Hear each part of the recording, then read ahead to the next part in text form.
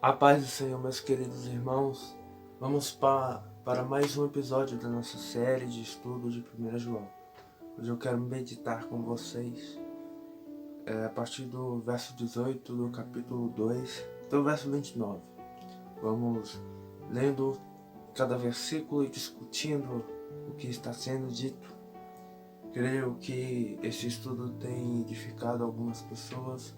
Se você está gostando, compartilhe. E obrigado por você que está participando conosco, está assistindo os nossos vídeos. Que Deus te abençoe. Eu já quero lembrar que não se esqueça de deixar o seu like e de compartilhar. Deus quer falar através de você nesses vídeos. Muito obrigado, meus irmãos. Vamos iniciar. Primeira carta de João, capítulo 2, do verso 18 ao 21. Os dois primeiros versículos eu vou lê-los e eu quero já iniciar a discussão. Diz assim: Filhinhos, é já a última hora, e como ouvistes que vem o anticristo, também agora muito se tem feito anticristos. Por onde conhecemos que já é a última hora. Saíram de nós, mas não eram de nós, porque se fossem de nós, ficariam conosco, mas isto é, para que se manifestasse que não são todos de nós. Meus irmãos, daqui até o verso 29, vamos ver uma discussão sobre os anticristos, a necessidade de conhecer a verdade, João combatendo os falsos profetas. Vamos falar aqui sobre os anticristos, sobre os falsos profetas. Meus irmãos, é necessário que nós busquemos um conhecimento bíblico profundo da palavra de Deus, busquemos um conhecimento profundo da presença de Deus, porque naqueles dias havia surgimento do gnosticismo, havia os judeus, os gregos. Eles traziam várias teorias totalmente indiferentes do que a palavra de Deus dizia, do que Jesus disse. Isso trazia muita confusão. Então João manda essa carta, escreve essa carta universal a todas as igrejas, trazendo um esclarecimento, uma apologética aos cristãos, aos salvos, aqueles que são verdadeiramente salvos, aqueles que são verdadeiramente convertidos. Ele traz aqui um esclarecimento importante. Ele lembra da promessa de Deus para as nossas vidas. Então vamos seguindo. Aqui fala sobre os irmãos que saíram da igreja, saíram entre outros irmãos e vão para outros lugares, e vão congregar em outros lugares, talvez até em outras religiões. Aqui naquele tempo havia muitos irmãos que estavam se afastando do meio deles, da congregação deles, iam praticar outras coisas, pecado talvez, acreditavam no gnosticismo, outras coisas do tipo. Mas por que João aqui já coloca algo importante, que ele fala que aqueles que saíram de nós não eram de nós? Ou seja, nós podemos perceber que aqueles que não permanecem conosco em nossa congregação, aqueles que não têm comunhão conosco, aqueles que não têm um compromisso com a igreja, um compromisso uns com os outros, esses não são de nós, esses não pertencem a nós. Entende, meus irmãos? E é necessário nós termos essa visão. João aplica aqui esse esclarecimento, e para os nossos dias de hoje, nós percebemos que nós precisamos ter esta visão, que muitos irmãos que não são verdadeiramente salvos, regenerados, eles precisam ainda ser muito evangelizados. Jesus precisa alcançar a vida deles. Então nós precisamos orar pelos irmãos, a cada pessoa nova que aparece em sua congregação. Onde você estiver, ore sempre pelos irmãos, ajude, ame. Entende, meus irmãos? Porque muitos ainda não são convertidos, mas eles podem até estar indo nos cultos de domingo a domingo, na semana, mas eles ainda não conheceram verdadeiramente Jesus Cristo. Eles não conheceram genuinamente Jesus Cristo. Eles não receberam uma conversão. Eles não receberam o Espírito Santo. Então é necessário que a gente ore, é necessário que a gente busque evangelizar essas pessoas, demonstrar amor a essas pessoas. E aqui ele está tratando que a manifestação da apostasia, a manifestação desses irmãos que estão se afastando da igreja e estão indo para outras religiões que vai totalmente ao contrário da Bíblia. Essa é um dos princípios da manifestação do anticristo, da vinda do anticristo. João é um dos únicos que vai chamar Satanás de anticristo, na referência de ser contrário àquilo que Cristo é, aquilo que Cristo foi e sempre será. Então o anticristo, há alguns princípios da vinda dele, assim como há alguns princípios da vinda de Jesus Cristo para buscar a sua igreja.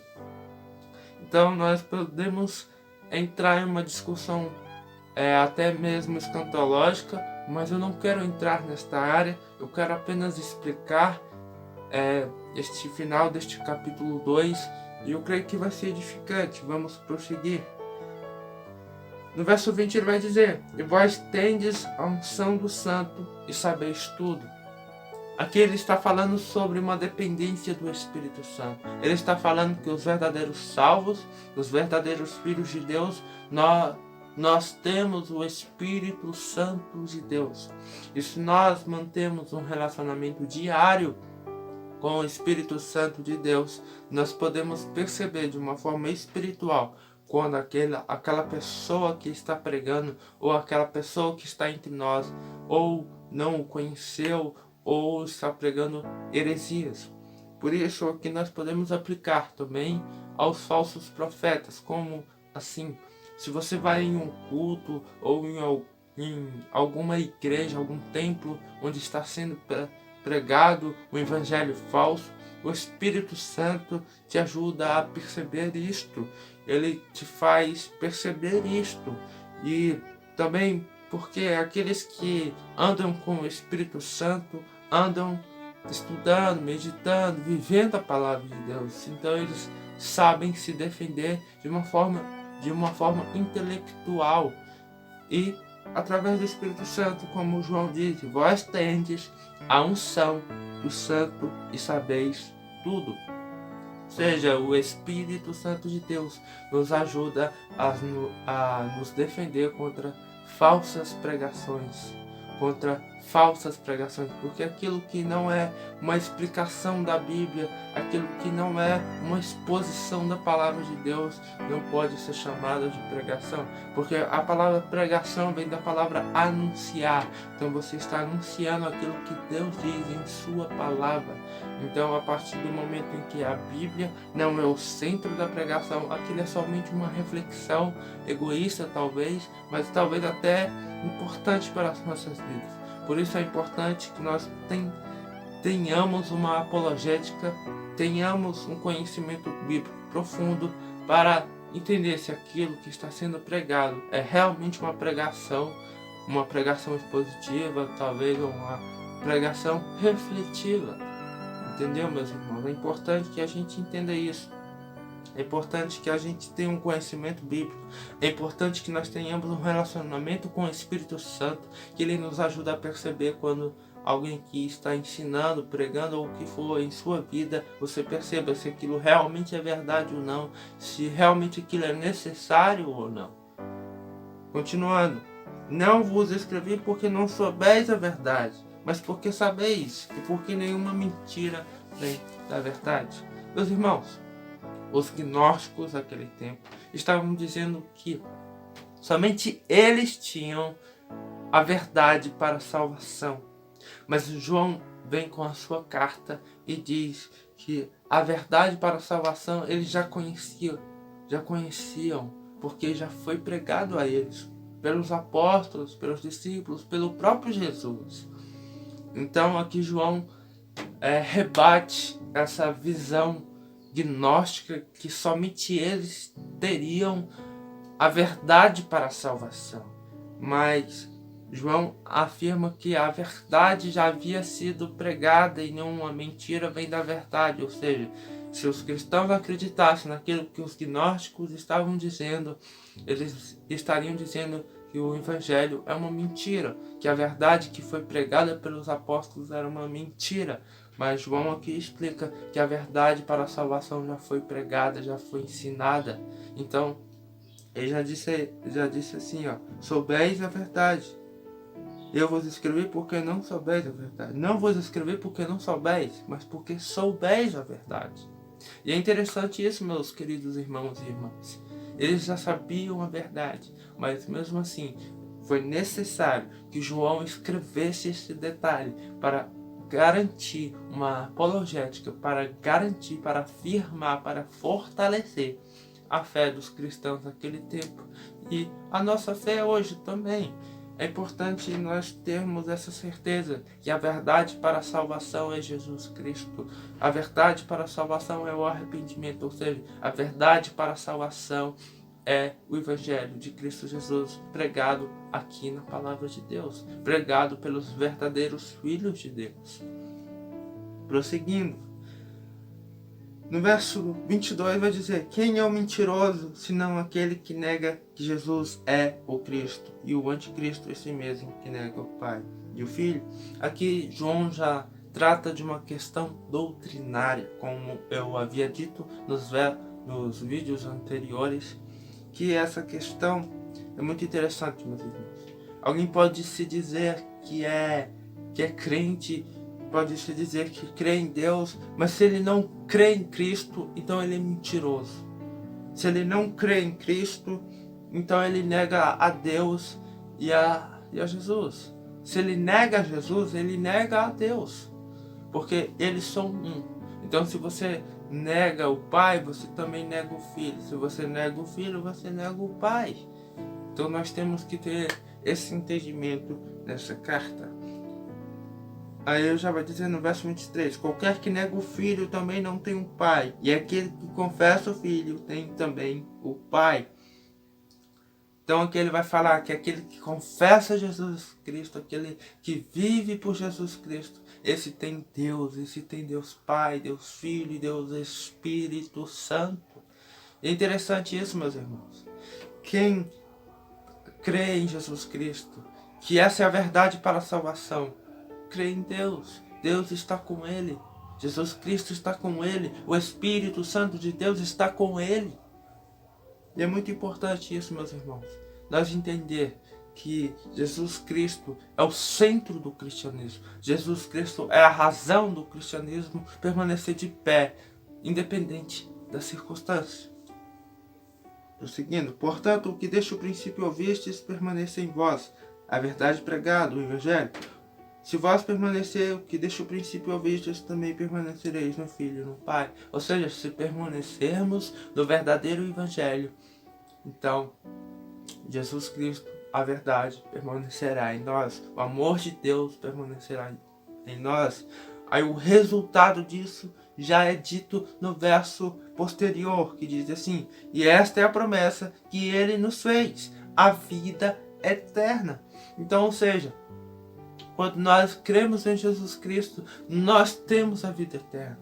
Então nós confessamos o Filho e o Pai. Se nós temos essa certeza, então o Filho e o Pai habitam em nós. Ou seja, então agora nós temos a vida eterna. Lembremos daquilo que é dito em João capítulo 3, verso 16. Deus amou o mundo de tal maneira que deu o seu Filho unigênito, para que todo aquele que nele crê não pereça, mas tenha a vida eterna. Então é isso, meus irmãos, é uma promessa que foi cumprida na morte e ressurreição de Jesus Cristo. Continuando, e essas coisas vos escrevi acerca dos que vos enganam. Ele fala de toda a carta. Ele diz que ele escreveu todas essas coisas pelo motivo dos que vos enganam, ou seja, judeus, os fariseus, os gnósticos, os gregos e vários outros que haviam naquele tempo. Então ele escreve essa carta como uma forma de defender, uma forma de fortalecer a fé dos cristãos verdadeiros daquele tempo. Prosseguindo, e a unção que vos recebestes dele fica em vós. Não tendes necessidade de que alguém vos ensine, mas como a sua unção vos ensina todas as coisas, e é verdadeira e não é mentira, como ela vos ensinou, assim nele permanecereis. Lembremos daquilo que várias vezes a palavra de Deus diz: aquele que tem ouvidos para ouvir, ouça. Ou seja, então nós espiritualmente precisamos escutar os verdadeiros filhos que pregam o evangelho, aquilo que eles estão pregando. Não devemos nos deixar levar, nos deixar acreditar por tudo que eles dizem, mas precisamos analisar e se aquilo realmente for bíblico, se aquilo realmente que está sendo anunciado for verdadeiro, então nos deixamos ser alimentados por aquela palavra, sustentados por aquela palavra.